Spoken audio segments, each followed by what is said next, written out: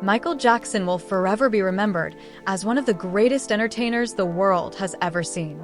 But while his talent made him a global icon, his finances told a very different story. Despite raking in hundreds of millions during his career, Jackson's lavish lifestyle and non-stop spending eventually caught up with him. Court filings made public in June 2024 revealed that at the time of his death on June 25, 2009, the King of Pop was buried under $500 million in debt. What makes it even more heartbreaking is that he was just weeks away from launching his highly anticipated This Is It residency at London's O2 Arena, a comeback that could have rewritten his financial legacy. Now, more than 15 years later, fans are still asking the same question. Just how much was Michael Jackson worth when he died, and where does his estate stand today? Well, when Michael passed away at the age of 50, many assumed he left behind a fortune fitting for the King of Pop. The truth, however, was the exact opposite. Court documents later revealed that Jackson died buried under $500 million in debt, a staggering downfall for a man who once earned more than almost anyone in music history. The revelation came to light in June 2024 when estate executors John Branca and John McClane filed paperwork related to past legal expenses, confirming just how deep the financial hole really was. During his prime years between 1985 and 1995, Jackson pulled in anywhere from $50 to $100 million annually, but the money disappeared just as quickly as it came in. Reports suggest he spent up to $50 million a year on his extravagant lifestyle. At one point, he even leveraged his prized 50% stake in the Sony/ATV music catalog to secure a $270 million loan. Within a few years, not only was that money gone, but he had piled on another $120 million in debt. The extent of Jackson's spending came out in detail during the 2013 wrongful death trial, when a financial expert testified that he poured fortunes into charity work, lavish gifts, rare art, ornate furniture, and especially jewelry. His financial habits were so reckless that, by the end, he was accumulating new debt at a shocking rate of $30 million every single month. How much is Michael Jackson's estate worth now? More than 15 years after his death, Michael Jackson's estate has gone from financial disaster to a powerhouse worth an estimated $2 billion. The turnaround came after his executors stepped in, wiping out his enormous debts and rebuilding his finances into one of the most profitable estates in the world. How much does Michael Jackson earn after death? Even in death, Michael Jackson continues to set records. He remains the highest-earning late celebrity, and in 2023 alone, his estate brought in around $115 million. A huge chunk of that came from MJ, the musical, which alone generated about $85 million at the box office. Then, in early 2024, Sony Music Group struck a major deal to acquire half of Jackson's catalog, putting the value of his music rights at more than $1.2 billion. And the flow of money isn't stopping anytime soon. With an upcoming biopic titled Michael, directed by Antoine Fuqua and starring Jackson's nephew Jaffer Jackson, the estate is set to cash in yet again. Michael Jackson's music catalog, his greatest asset. When Michael died, his most prized possessions weren't his mansions or his cars. They were his music catalogs. Through his company, Midjack Music, he owned the rights to his own songs as well as tracks from legends like Sly and the Family Stone, Jerry Lee Lewis, and Ray Charles. But the crown jewel was his 50% stake in Sony ATV, the publishing powerhouse that controlled the Beatles' catalog along with hundreds of thousands, now millions, of other songs. The story goes back to 1984.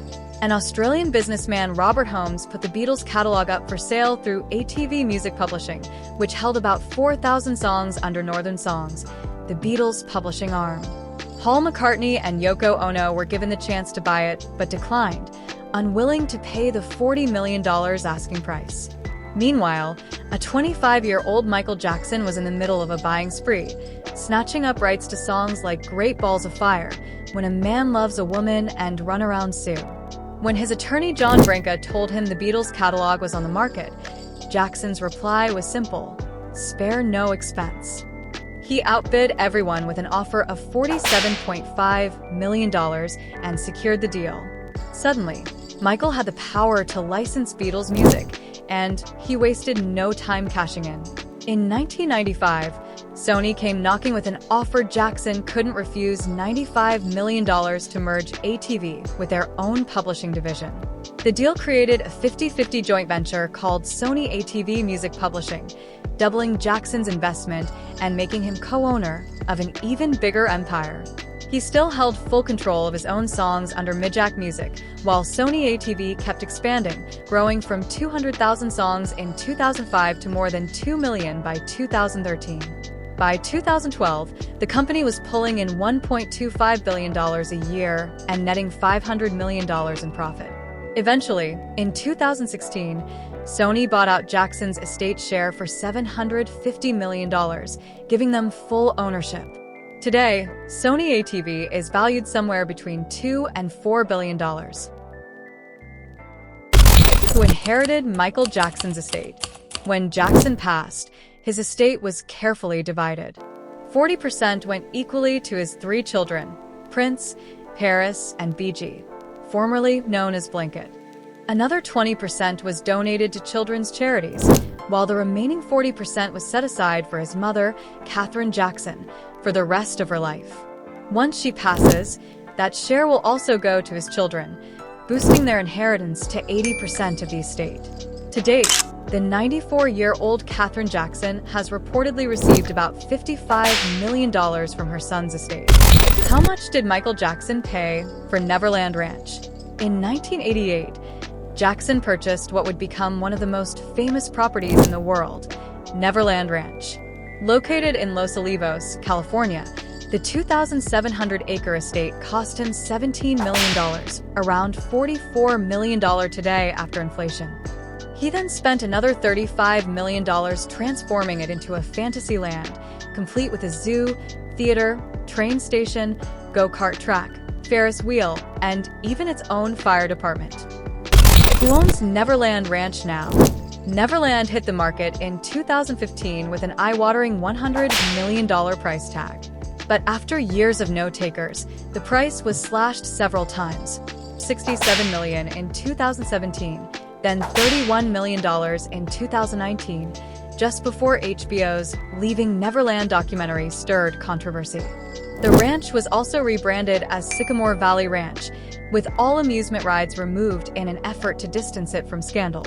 Finally, in 2020, billionaire Ron Burkle, a former business advisor to Jackson, purchased the estate for just $22 million, a fraction of its original asking price. Michael Jackson's cars. Of course, Jackson's taste for luxury extended far beyond houses and music catalogs. His car collection alone was worth millions, with standouts including a Ford Econoline E150, a Mercedes-Benz 500, a Rolls-Royce Phantom B, 1997 Neoplan Touring Coach, and a Cadillac Fleetwood Series 60. The most expensive Michael Jackson memorabilia ever sold. Even years after his passing, Jackson's legacy continues to shine at auctions, where fans are willing to pay staggering amounts just to own a piece of the king of pop. His iconic white glove from the 1983 Billie Jean performance sold for $420,000, while the Michael and Michael autographed basketball went for $34,000. The legendary Thriller jacket fetched an astonishing $1.8 million, and Lady Gaga herself spent hundreds of thousands on 55 of his costumes. Even his velvet jacket paired with a fedora hat commanded $121,000, proving that Jackson's memorabilia remains just as valuable and iconic as the man himself. So, that was Michael Jackson's money game, his businesses, his collections, and the legacy he left behind. What do you think? As a lifelong MJ fan, I'd love to hear your thoughts in the comments. Don't forget to subscribe for more deep dives. Until next time, cheers!